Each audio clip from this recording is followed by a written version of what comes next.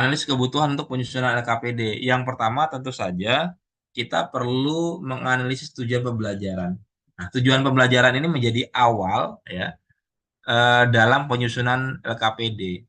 Tujuan pembelajaran yang jelas dan terukur dapat membantu menentukan konten dan aktivitas yang sesuai. Gitu Bapak dan Ibu ya. Ketika tujuannya sudah jelas, kita akan tahu, oh kontennya yang masukkan apa sih yang akan kita masukkan. Lalu aktivitas yang sesuai itu yang bagaimana. Termasuk nanti di dalamnya adalah asesmennya bagaimana. Kalau kita sudah menentukan tujuan pembelajaran. Lalu, Bapak dan Ibu, yang berikutnya adalah terkait karakteristik peserta didik atau murid-murid kita. Kita perlu memahami karakteristik murid-murid kita, misalnya tingkat perkembangannya atau kesiapan belajarnya ya, atau pemahaman awalnya terkait materi yang akan kita berikan. Kemudian yang kedua, minat ya, minat-minat murid kita seperti apa, kemudian profil belajarnya ya. Ini penting kita ketahui untuk mendesain LKPD yang efektif, yang sesuai dengan kebutuhan dan minat-minat dari murid kita. Maka perlu kita tahu dulu karakteristik murid-murid kita melalui apa. Biasanya kita lakukan asesmen awal, Bapak dan Ibu. Lalu yang berikutnya adalah terkait materi pelajaran. Kita perlu menganalisis materi pelajaran ya, meliputi identifikasi konsep, fakta, prinsip, dan keterampilan yang perlu dipelajari oleh murid-murid kita, begitu Bapak dan Ibu. Selanjutnya adalah tentu saja kita harus memperhatikan ketersediaan sumber daya dan fasilitas. Kalau kita berbicara teknologi, Bapak dan Ibu, pasti tidak lepas dari ketersediaan sumber daya dan fasilitas yang ada di sekolah kita, yang kita miliki, yang bisa diakses oleh murid-murid kita. Apakah akses internetnya ada, komputer, softwarenya, kemudian perangkat di murid-muridnya ada atau tidak. Itu juga menjadi pertimbangan buat kita ketika kita menyusun sebuah LKPD.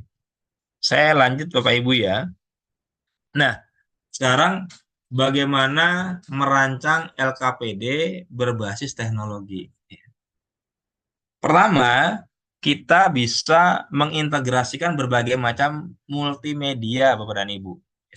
Multimedia ini harapannya bisa meningkatkan daya tarik dan interaktivitas LKPD. Kita bisa masukkan gambar, video, audio, begitu ya, dan animasi yang dapat memperjelas konsep dan membuat pembelajaran menjadi lebih menarik.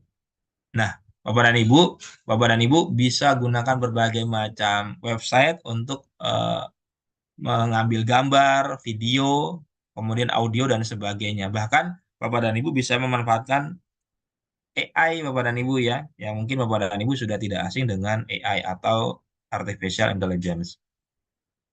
Yang berikutnya adalah kita perlu mendesain LKPD itu secara responsif ya.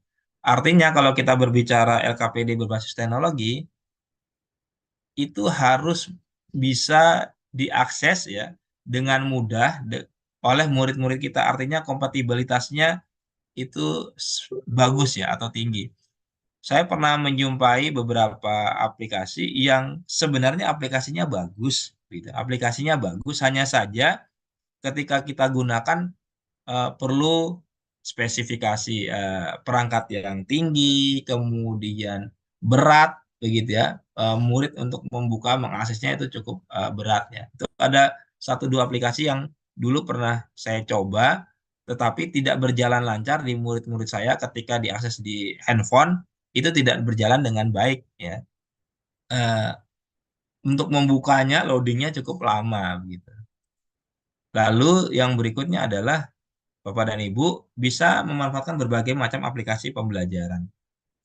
Yang banyak sekali aplikasi pembelajaran ini yang bisa kita integrasikan ke dalam LKPD kita, yang bisa membantu penilaian, kemudian interaktivitas, interaksi kita dengan murid-murid kita, dan bisa kita buat untuk presentasi misalnya dan sebagainya. Banyak aplikasinya Bapak dan Ibu.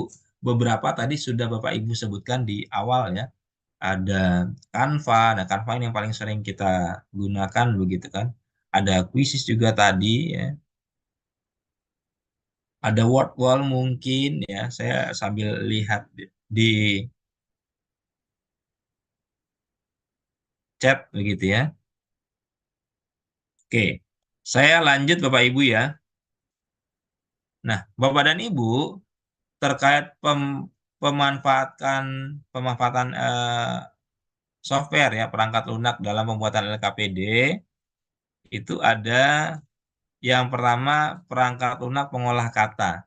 Ketika kita menggunakan atau membuat LKPD, yang paling sering ya dulu dulu yang paling sering kita gunakan itu kan Word ya Bapak dan Ibu ya. Microsoft Word, kemudian kalau secara online-nya kita pakai Google Docs ya dan sebagainya yang bisa kita gunakan untuk membuat tulisan ya, teks, memasukkan tabel, gambar dan sebagainya. Yang kedua adalah perangkat lunak presentasi. Nah, yang paling umum sering kita pakai itu kan, nah, Bapak Ibu, PowerPoint ya. Dan menyenangkannya sekarang PowerPoint itu ada satu aplikasi namanya ClassPoint yang kita bisa tautkan di PowerPoint, di mana bisa membuat PowerPoint kita itu menjadi lebih interaktif. Kemudian ada Google Slide, ya. Google Slide itu mirip seperti PowerPoint, ya. Kemudian ada Prezi dan sebagainya, ya.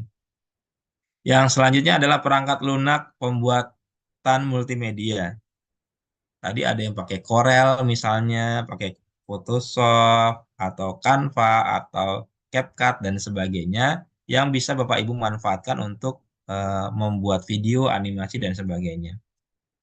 Ada juga beberapa eh,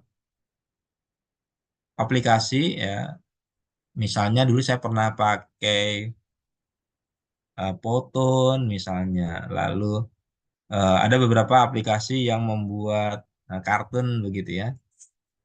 Kemudian ada platform pembelajaran secara online ya, Bapak dan Ibu mungkin pernah pakai Duolingo, Khan Academy, Google Classroom tadi yang sudah disebutkan di pertanyaan awal tadi. Nah, ini beberapa perangkat lunak yang bisa Bapak Ibu manfaatkan untuk pembuatan LKPD. Saya lanjut Bapak Ibu.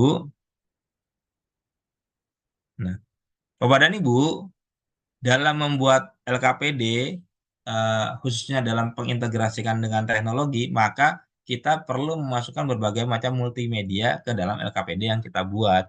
Kita bisa masukkan video, Bapak dan Ibu. Video ini bisa dari mana saja, video pribadi kita atau video dari YouTube, boleh Bapak dan Ibu ya.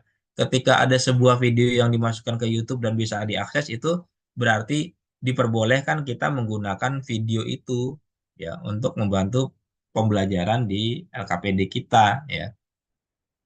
Videonya macam-macam Bapak dan Ibu, bisa memperlihatkan tentang simulasi suatu gitu ya untuk memperjelas atau meningkatkan pemahaman konsep dari murid-murid kita ya. Di sini sebenarnya saya ada satu contoh videonya ya. Kemudian ada juga audio. Audio ini dapat digunakan untuk menambahkan narasi, misalnya suara gurunya gitu ya direkam kemudian didengar oleh murid-murid gitu ya untuk memperjelas konsep gitu. Kemudian efek-efek suara tertentu yang mungkin dianggap bisa membantu peningkatan pemahaman murid-murid. Lalu gambar ya, gambar yang dianggap bisa memperjelas eh, menjelaskan yang sifatnya abstrak gitu ya menjadi lebih real misalnya atau yang ukurannya kecil-kecil itu bisa menjadi lebih besar ya dengan kita berikan gambar. Lalu kita juga bisa memberikan animasi, kemudian tampilan tiga dimensi. Bapak dan Ibu mungkin boleh Pak masuk ke webnya Assembler mungkin ya. Di situ Bapak dan Ibu bisa melihat berbagai macam objek dalam bentuk tiga dimensi. Nah, ini adalah beberapa cara kita membuat LKPD dengan memanfaatkan teknologi Bapak dan Ibu. Saya lanjut Bapak Ibu ya. Nah, Bapak dan Ibu, kalau kita berbicara LKPD itu kan harapannya kemampuan atau keterampilan abad 21 murid-murid kita itu meningkat. Salah satu indikator dari keterampilan abad 21 itu kan kolaborasi, Bapak dan Ibu ya. Nah, Kalau kita menggunakan teknologi dalam membuat LKPD, maka unsur kolaboratifnya itu sangat mungkin dilakukan.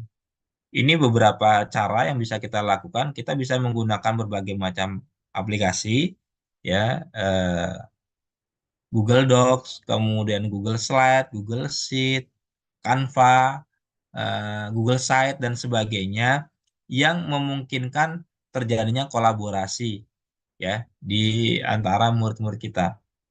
Jadi tinggal mengakses ini, kemudian linknya di-share, kemudian aksesnya dibuka menjadi editor misalnya, itu bisa memungkinkan terjadinya kolaborasi di murid-murid kita, Bapak dan Ibu.